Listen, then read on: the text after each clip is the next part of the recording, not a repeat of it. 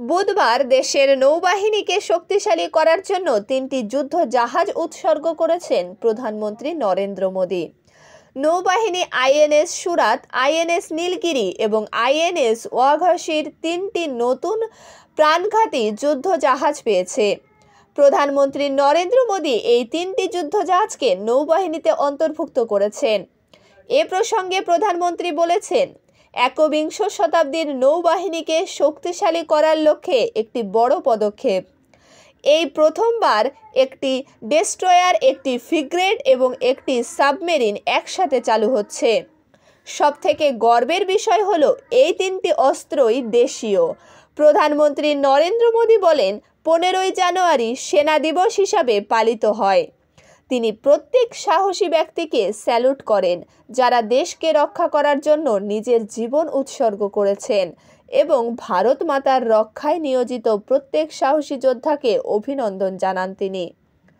প্রধানমন্ত্রী নরেন্দ্র মোদী এক্স হ্যান্ডেলে একটি পোস্ট করে বলেছেন যে নৌবাহিনীতে 3টি ফ্রন্টলাইন নৌ যুদ্ধজাহাজ অন্তর্ভুক্ত করা ভারতের প্রতিরক্ষা ক্ষেত্রে বিশ্ব নেতা হওয়ার প্রচেষ্টাকে শক্তিশালী করবে এবং স্বনির্ভরতার দিকে প্রচেষ্টা বাড়াবে।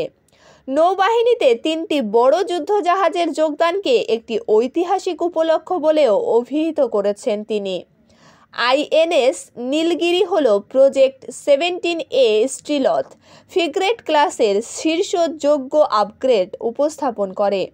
আইএনএস নীলগিরিতে উন্নত বৈশিষ্ট্য রয়েছে। এটি আধুনিক বিমান চলাচলের সুবিধা দিয়ে সজ্জিত এবং MH-16R সহ বিভিন্ন ধরনের হেলিকপ্টার চালাতে পারে। আইএনএস সুরাত প্রকল্প 15B স্টিলথ ডেস্ট্রয়ার ক্লাসের চতুর্থ এবং চূড়ান্ত ফ্রিগেট, কলকাতা ক্লাস ডেস্ট্রয়ারের পরবর্তী প্রজন্মের সদস্য।